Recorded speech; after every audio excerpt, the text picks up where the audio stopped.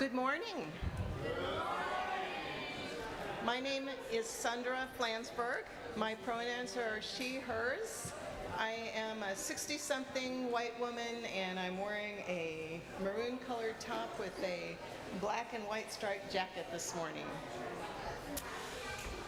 Welcome to First Unitarian Church, where our mission is to explore the eternal, nurture community, and pursue the common good. We welcome you in your brokenness and in your wholeness, no matter who you have been, who you are, or who you are becoming. We greet you today with love. A special welcome to you if you are new to the church. If you're here in person, you can find a card at the back of the sanctuary where you can share contact information so you can receive our email newsletter.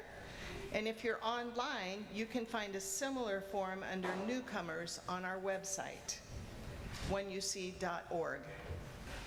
We are happy to have all of our friends, new and old, who are watching us on YouTube this morning. Please introduce yourself in the comments and let us know where you're joining us from. Now, let us see if there are any announcements. We've been trying to reach you about your car's extended warranty. Hi. So yeah, actually we do have an announcement.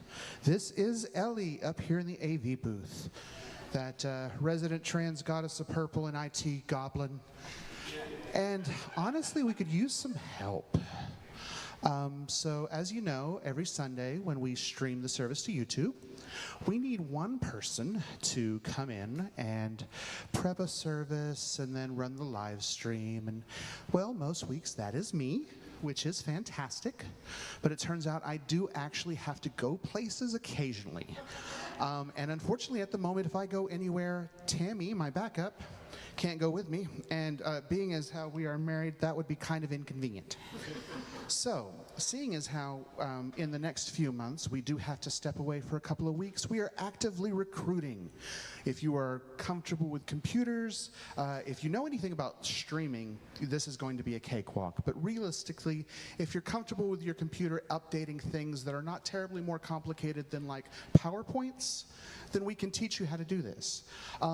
Also, just as another announcement, if the choir members would please stop trying to hit the buttons in the two boxes in the closet, that will keep my less than elegant form from having to run down the hallways to turn on the amps right before service. Thank you very much.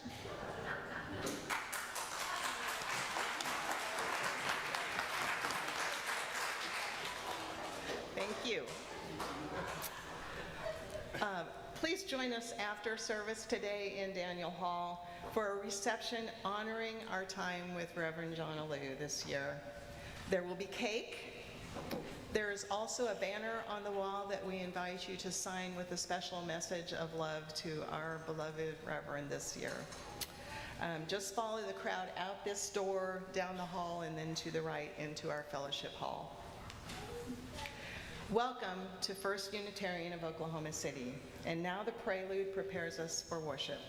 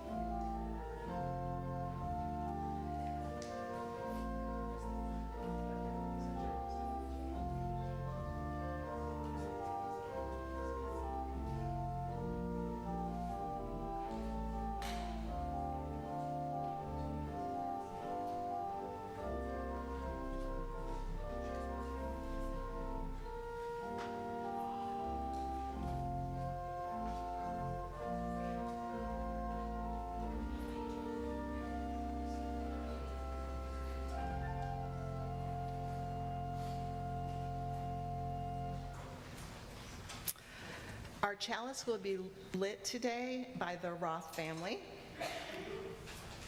We're so glad you're here.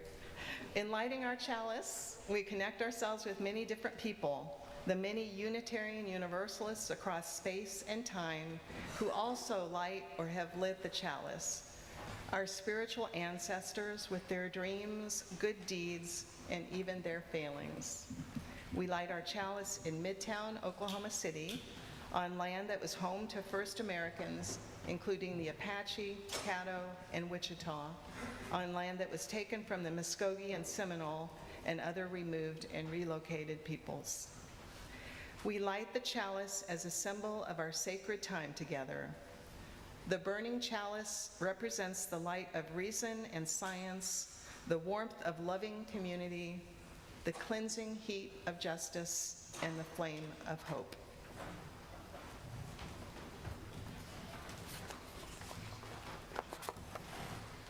We have chosen to bring ourselves to this sanctuary to gather as a community of faith.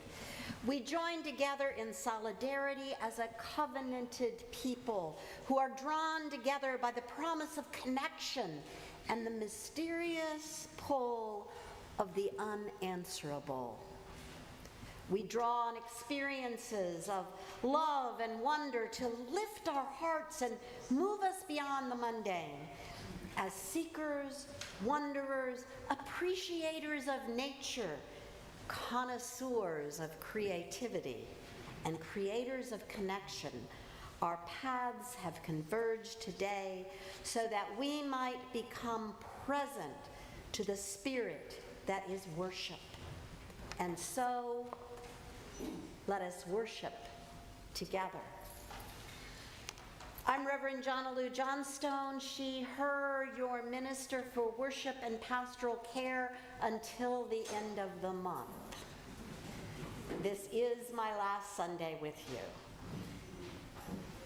I am here today with the blue side of my quilted stole over my white jacket and print dress with my hair in its summer top knot. And I welcome you here, every one of you. And the really important part of church is that we are here together, that we are here with one another. So offer your welcome to one another. Try to speak with someone you don't know. We'll end with our hymn.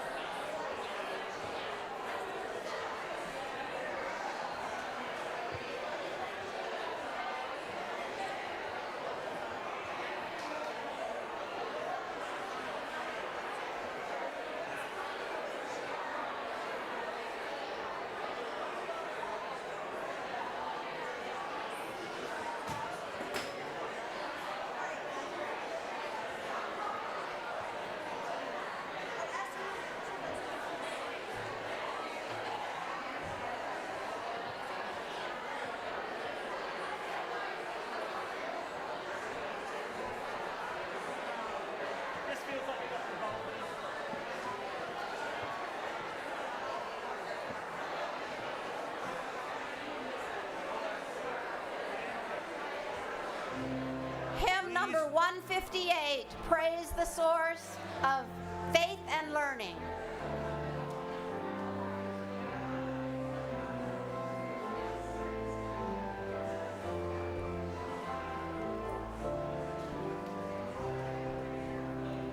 Praise the source of faith and learning.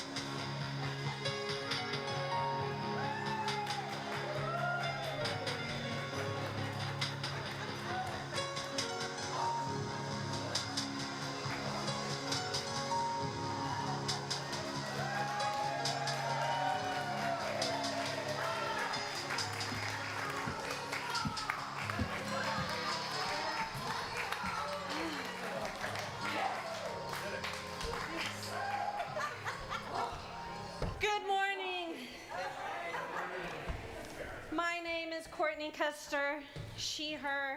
I'm in my marathon attire with my headbands and my sweatbands and my bib and my shorts.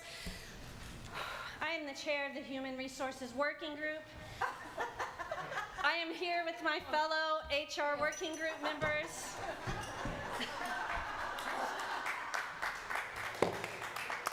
To welcome you to the conclusion of the Congregational Marathon, which we've been running the entire church year.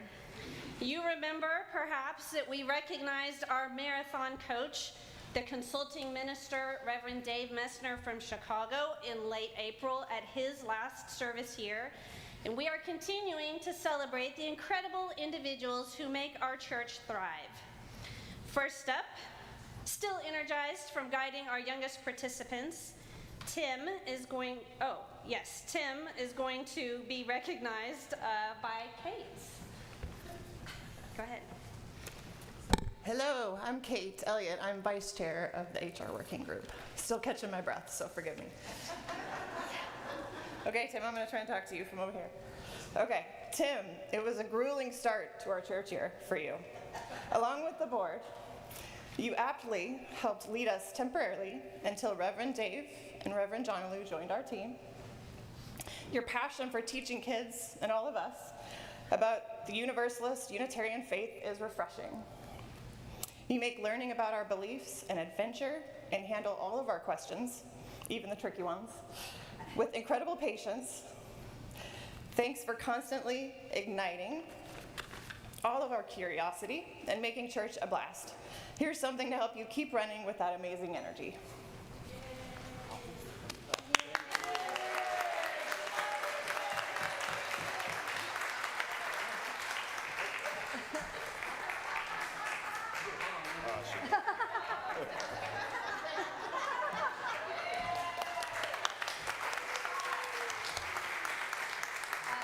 Next, I'll welcome Todd Hildebrandt to say something about our amazing congregational administrator, Marlise Grogg, who's likely hiding.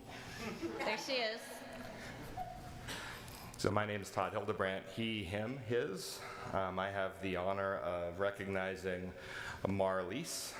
If you'll come up for us so we can give you our, I'm not going to do anything else embarrassing like I did in the office earlier. But the rest of us could. We could. So if you want, anyway, sorry. Marlise, you are the calm in our occasional storms and the meticulous planner behind everything we do. You navigate putting the newsletter together, the order of service, scheduling, all of the craziness, and countless emails with a superhero's focus, and we honestly don't know where we'd be without your steady presence in our office and our support here in our church. Thank you for keeping us running when we were without a settled minister and always knowing where the answers to our questions were. Come on up, Marlise. I'm going to present you.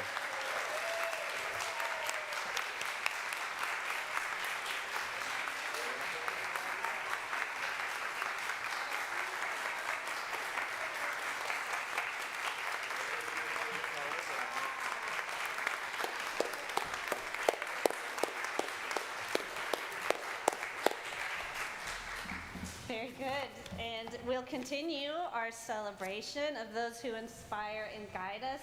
I welcome Bill Dykes to the podium to say a few things about our amazing part-time minister for worship and pastoral care, the Reverend Jonalu Johnstone.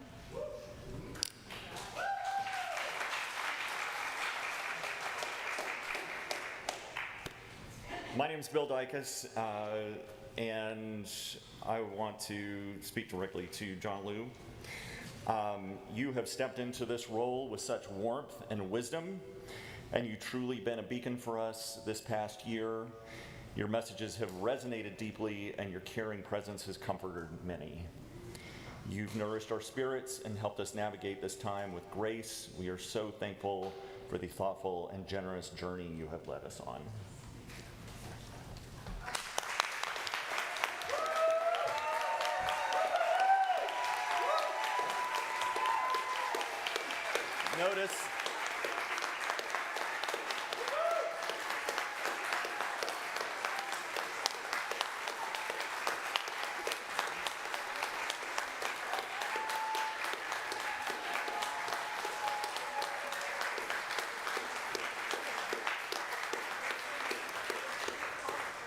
Notice she didn't have to stand on a lower step. All right, I will invite Susan Bishop to the podium to say a few things for somebody who couldn't be with us here today, which is Stephen Kennedy. Oh, Stephen, I wish you were with us today, but I understand that you are home ill. Just know that we love you so much. You stepped into Ibuka's.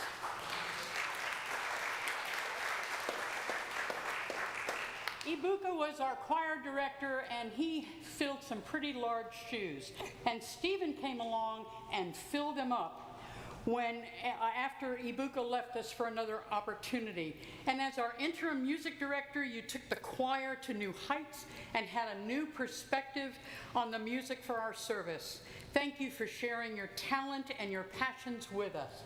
And he also gets this water bottle. Stanley and mug. Oh, I'm sorry? Stanley. Okay, it's huge. And the number one, he wins the number one gold.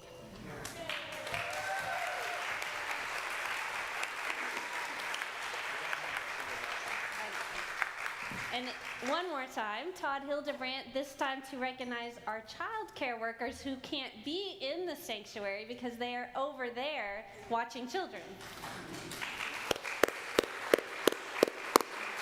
So the final members of our staff to cross the finish line are the great team who watch and care for our littlest marathoners, our dedicated child care workers, Brenda McCalla and Angela Menifee. I'm happy to present them after the service because we don't want them coming here and leaving our kids to run amok, with the small token of appreciation that we got them for all the good that they do. Let's give them a round of applause. Thank you to Brianna and Angela.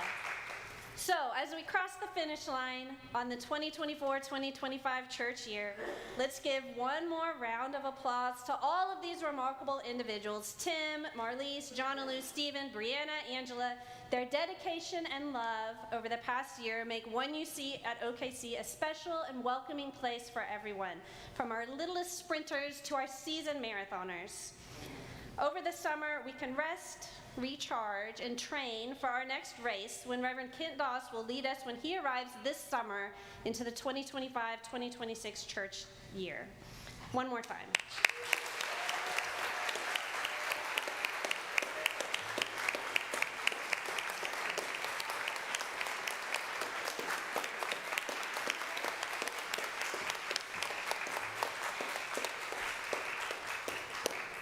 And now I will hand over the mic to Kathy Webster, our 1UC church president, who has one more recognition. Hi, everybody.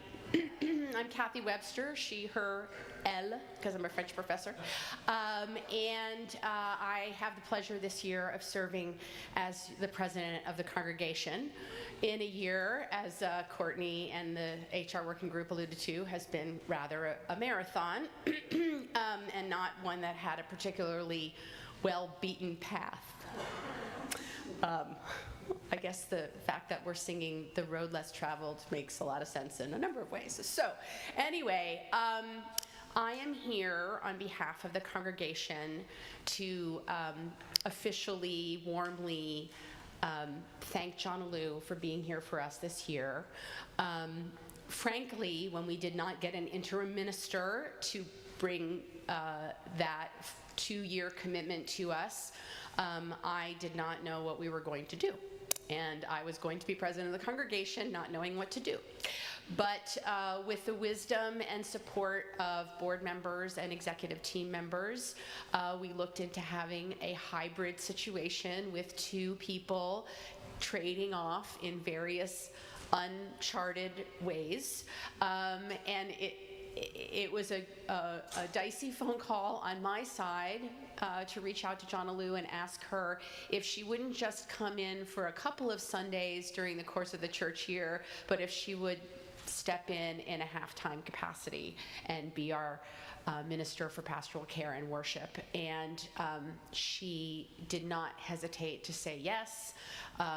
She is an orange like me, and we plunge into the unknown together. So it's been really helpful to have someone with that spirit here with us during this exceptionally unusual year. I have done things that are, I think, listed under the other duties as described, part of the presidential role in ways that maybe other presidents haven't had the pleasure of doing. So, but it made my life so much better knowing that Jonalu's steady hand, even if she wasn't here physically on Sunday, she was coordinating the worship committee, she was meeting with the befrienders, she was reaching out to those of us who can't make it to the sanctuary for various reasons that are usually not great reasons, and keeping our community together with the wisdom and experience and history that we really needed during this year. So Jonalu, on behalf of the congregation, with so much love, we have a special Susan Biles chalice for you.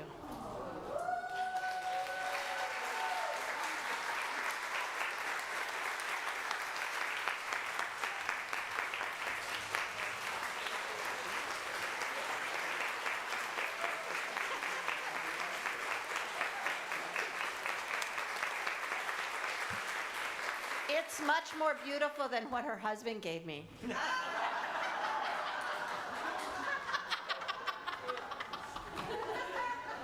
And I hope you wear it a lot more.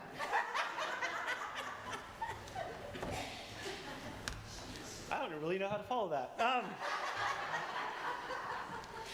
So I would like to invite Carmen McBride, our chair of the family ministry team, to come up and help us with our bridging in teacher appreciation.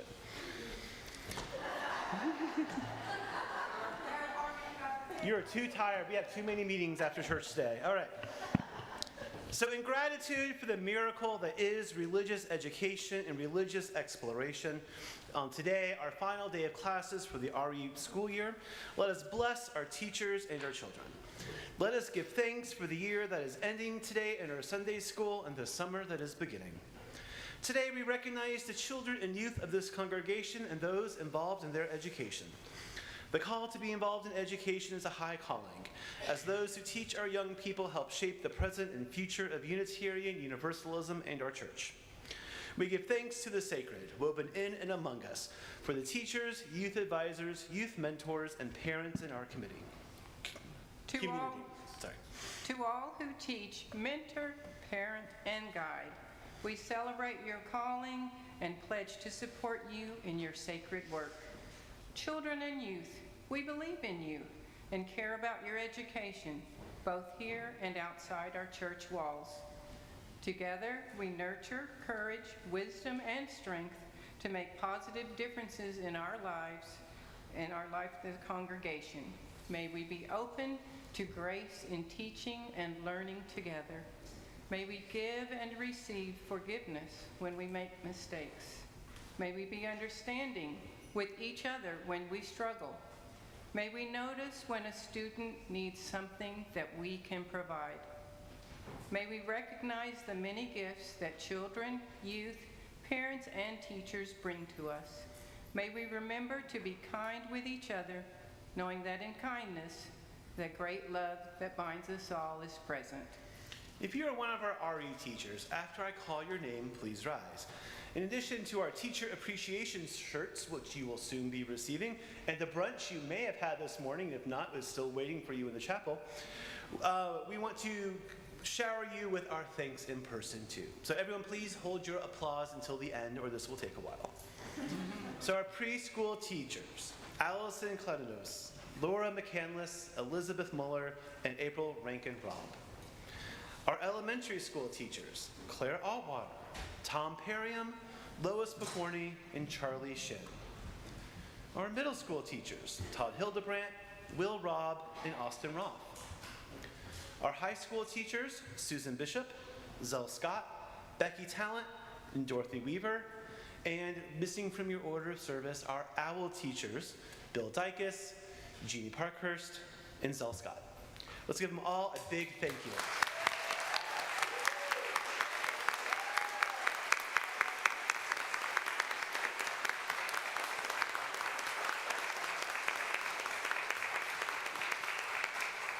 May the blessing that we have shared together today and the blessing that each of us are to this community be present in our minds as our church summer begins. And now we move into our bridging ceremony. Today we recognize the bridging of 3 groups of children and youth. The 5th graders who will be moving into middle school, the 8th graders who will be moving into high school, and our high school seniors who will be graduating out of our youth programs and be welcomed into the young adult community and our congregation at large. Our students, as we call the name of our students, would our students please come down to the front because we have a gift for you. So our students going into the 6th grade this year are Amy Bynum, Sam McCandless, Anna Perriam, Frank Rosslinger IV, Conrad Roth, and Violet Roth. Please join us up here. And we apologize if we missed anyone.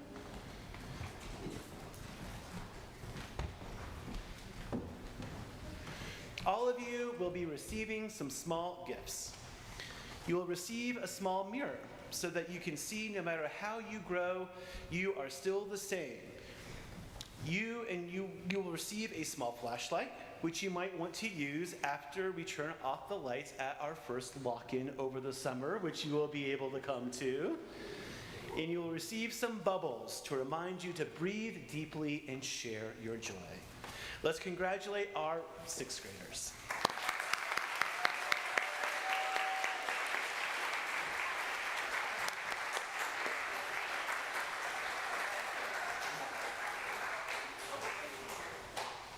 All right, you may be seated.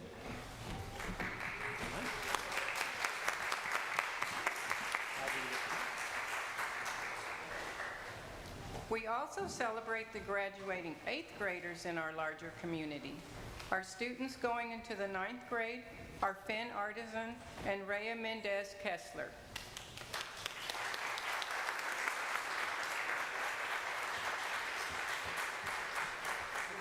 We apologize if we missed anyone. To the 8th graders, we give you some bubbles, an eraser, and a Care Bear to remind you that you always have friends at First Unitarian. Going from middle school to high school can be a scary transition. We've all been there, most of us. To the 8th graders, we remind you to breathe deeply and to share your joy. Remember that when things go wrong, you can always start over again.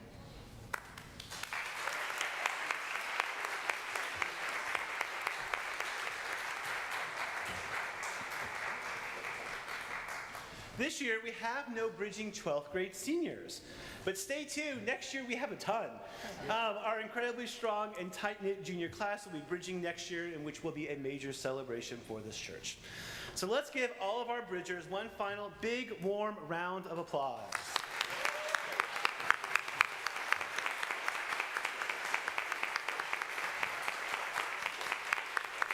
And now please join us in the Litany of Covenant found in your order of service. You who are bridging today have grown beyond what you once were. With each new day and each new experience, you learn more about yourself, your world, and your faith. Your past will serve you well on your journey. Today, we honor you at this transformative time in your life. Please join with the words in the order of service. Today, we welcome your energy and offer you a safe place to grow. Today, we celebrate your hopes and dreams. Come live, breathe, thrive, and rejoice. Your time is now. Today, you cross a bridge. Go now and make choices that make you happy. We will support and nurture you. You are amazing. We invite you to share our concern for truth and justice and our belief that in caring community, we may better shape the meaning of our lives. We promise to respect you, to honor you in your uniqueness, and to be together beside you in the way of the free mind and the loving heart. We honor you at this transformative time. Please join me in congratulating the bridging class of 2025.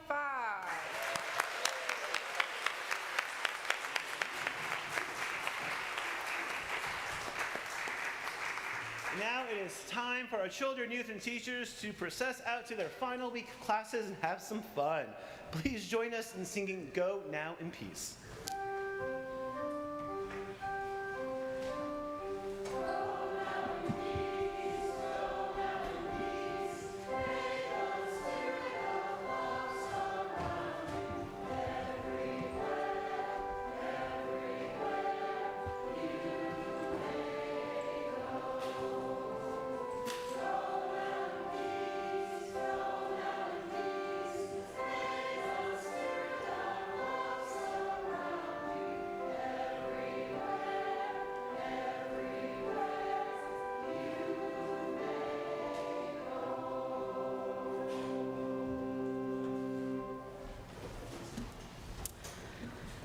Every Sunday, we take an offering. Since 2002, all the cash and designated checks from that offering have gone directly to external nonprofit organizations doing good work, our Change for Change partners. The Change for Change partner this month is Matriarch, Inc., an intertribal community organization promoting healing and empowering Indigenous women, Two-Spirit, and non-binary relatives through intergenerational, collective, and Indigenous wisdom. Matriarch works specifically with these populations because in addition to being marginalized because they are Indigenous, they also face struggles based on their gender identity. Part of the healing includes traditional talking circles, Indigenous arts, and other cultural practices. All strengthen participants' ties to their tribal identity and support and build relationships among themselves and their children, working to prevent violence in the next generation. The funds we raise will go toward Matriarch's general operating budget. For those of you who are in the sanctuary with us today, in just a minute we'll be passing the offering plate. And if you're watching us online, please make your gift by sending a check to First Unitarian. Just write Change for Change in the memo line, or make a donation online through our website, oneuc.org. Please give generously.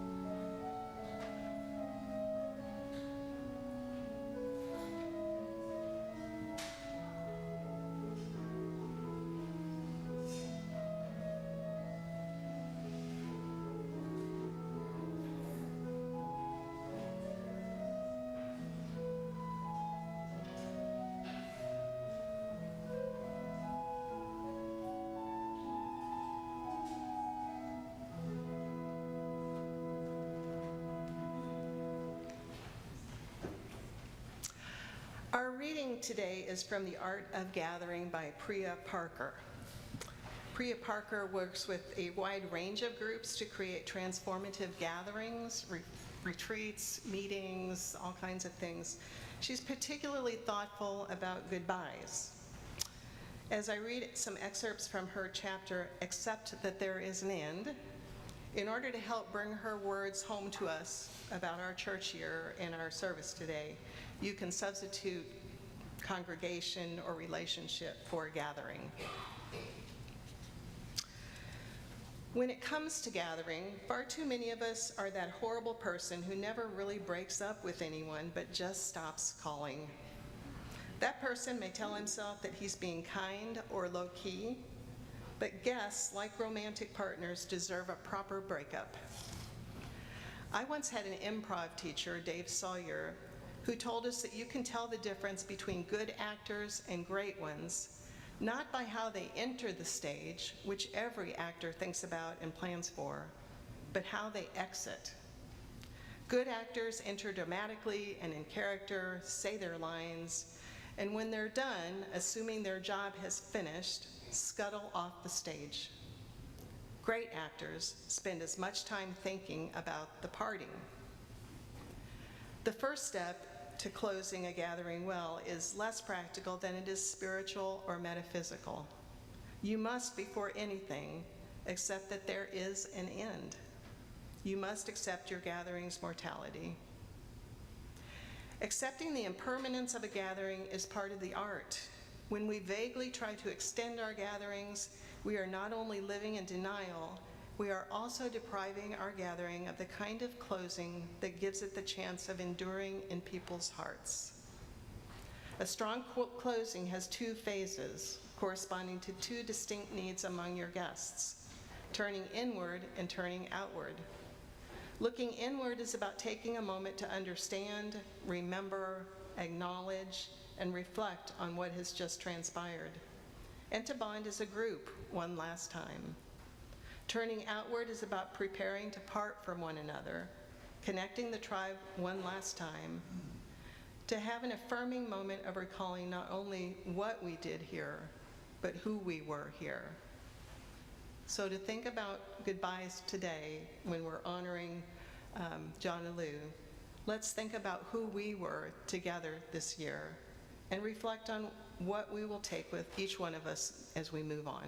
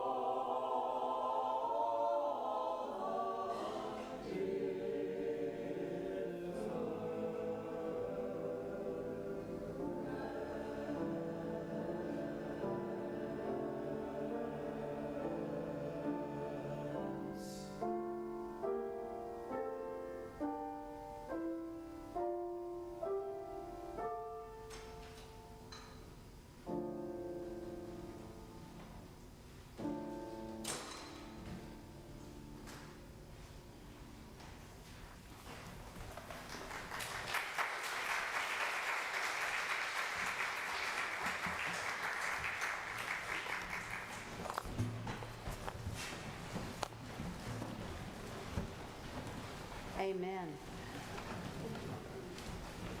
I invite you to breathe, to ground yourself in the earth, to feel the connection with the heavens and with one another. As I offer words by May Sarton, for a while I shall still be leaving, looking back at you as you slip away into the magic islands of the mind. But for a while now, all alive, believing that in a single poignant hour we did say all that we could ever say in a great flowing of radiant power. It was like seeing and then going blind. After a while, we shall be cut in two, between real islands where you live and a far shore, where I'll no longer keep the haunting image of your eyes, and you, as pupils widen to deep black, and I, able neither to love or grieve between fulfillment and heartbreak. This time will come when I can go to sleep.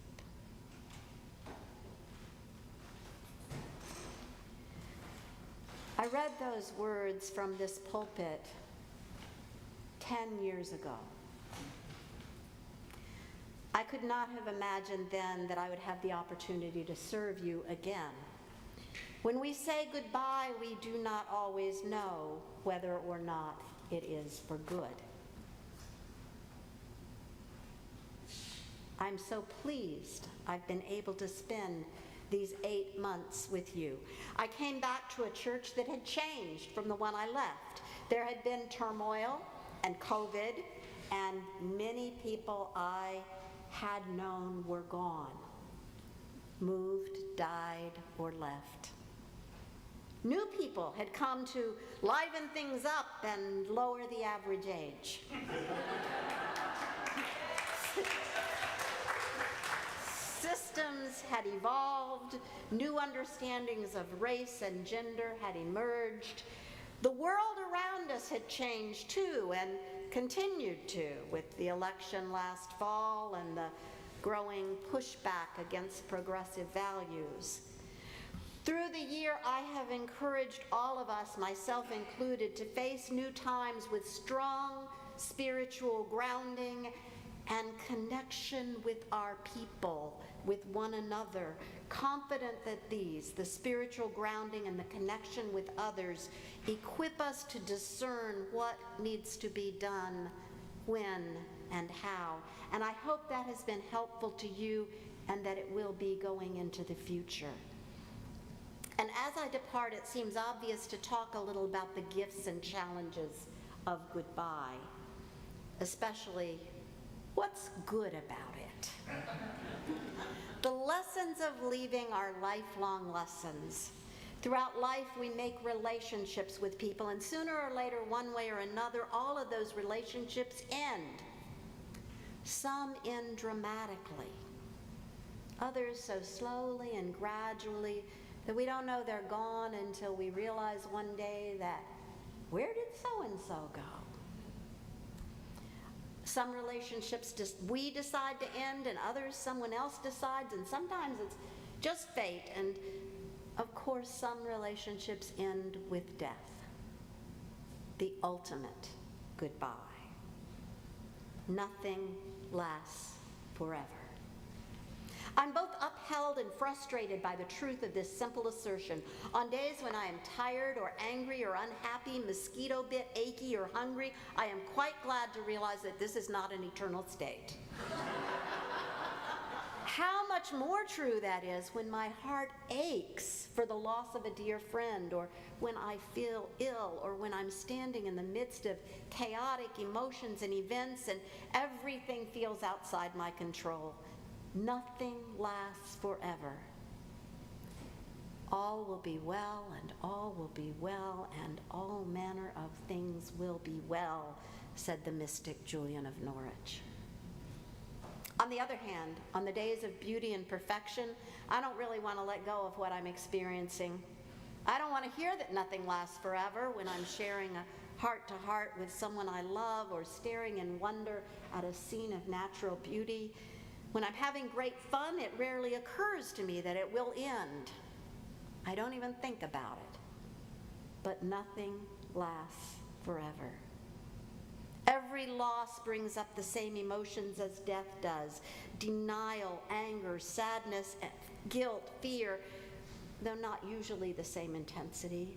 Every leaving is really a small death that gives us practice for mortality.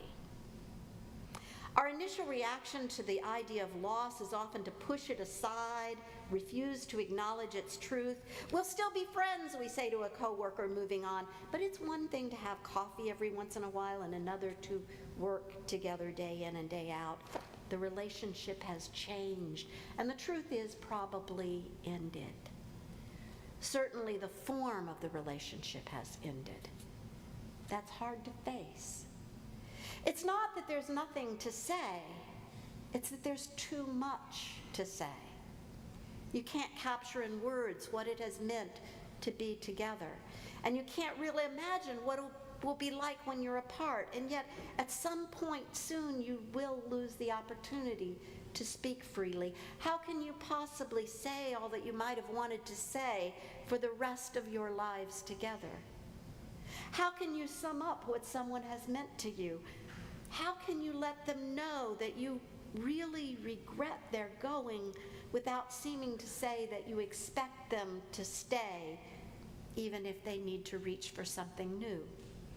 How can you be honest and loving? How can you make a good goodbye? Yet we must, because we can only form new relationships well if we've learned to let go of the old ones. There is sadness in goodbyes. Yes, unless we acknowledge and accept our sadness at loss, we have trouble making room in our hearts for someone else. There's a rhythm to connections. Life is a series not only of goodbyes, but also of hellos. Others come along, not to replace someone leaving, but to form new relationships, new ways of being together, new dialogues, new conversations. In this particular instance here today, you're going to be welcoming a new minister who I hope will be with you for many years. And as I've said to several people who have asked, I need to clear the way for him to form his own relationship with you individually and collectively. Leaving a ministerial position has its own particular quirks.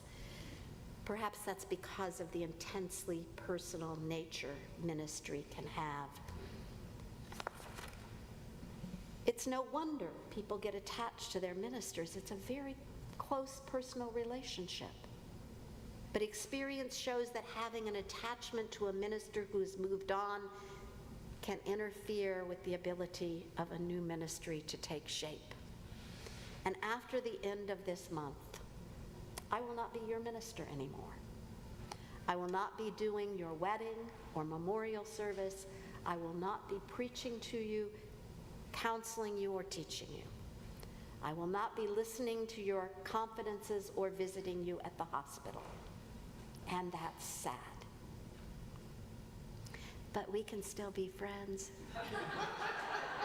No, not really, because our relationship has been in the context of ministry, that intimate context, and we don't know what something else would look or feel like. The guidelines of the UU Ministers Association require a period of time of not interacting with former parishioners. The idea is that that allows new ministry to become established without any kind of interference or distraction from the previous minister. It's crucial to remember what church is and what it isn't. The church is not the ministers. We are visible representatives of the church, but this particular church has existed more than 130 years and has had many ministers. Each of us Each of us, each of those ministers who have served you, including me, has had strengths that have helped build up the church and has had weaknesses, which are in our own odd way have helped build the community to compensate for our weaknesses.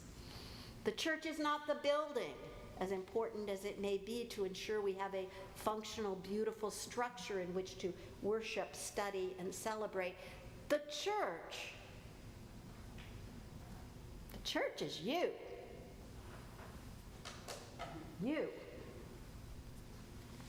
You, along with the whole network of relationships of people from the past through to the present and into the future.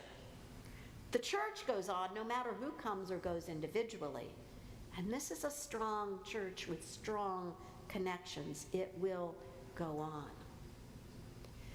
Whatever else can be said when it comes time to say goodbye, the key for me as an unrepentant universalist is the persistence and permanence of love. Love does not disappear when we leave or when we lose one another. Love is reflected in all the other feelings we have when we say goodbye. Without love, we wouldn't feel the sadness or the anger or the fears.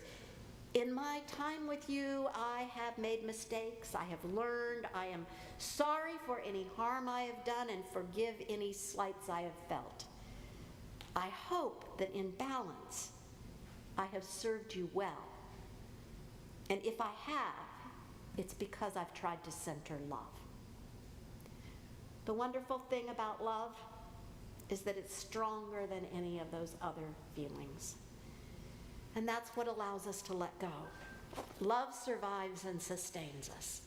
In saying goodbye, as in acknowledging the reality of mortality, I am always reminded that love is God's other name. So, what's the good in goodbye?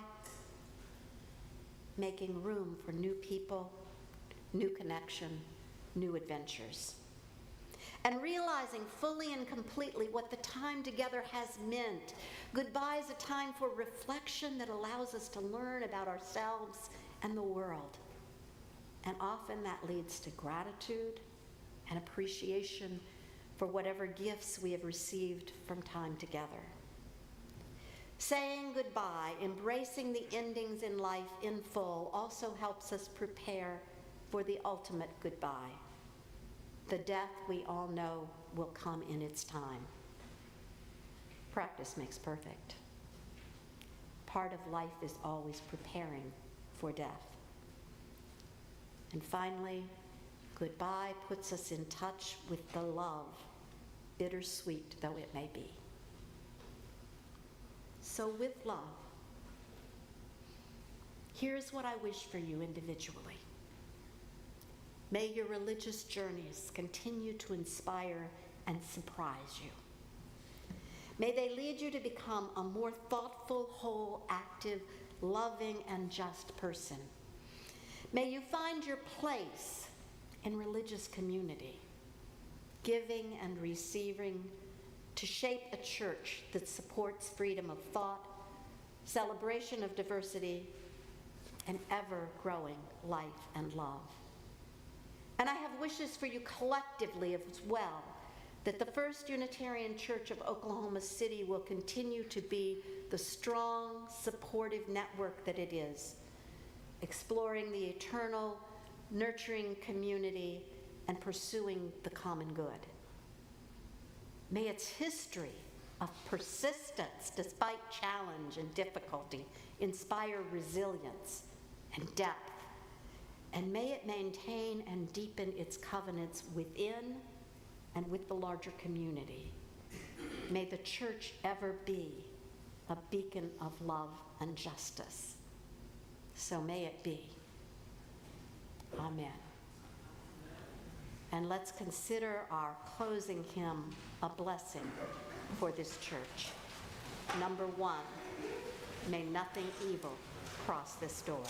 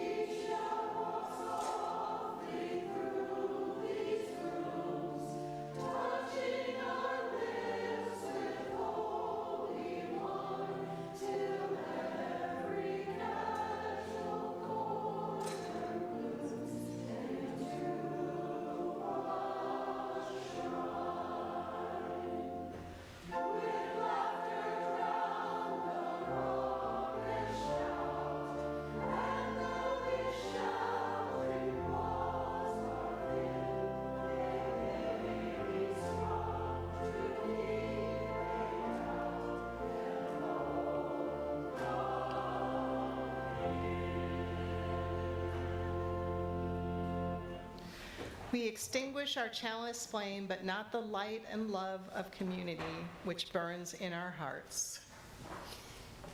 May the walls of this church ever keep hate out and keep love in.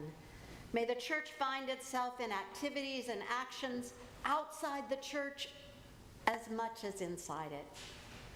I am honored to have served you and continue always to carry you in my heart.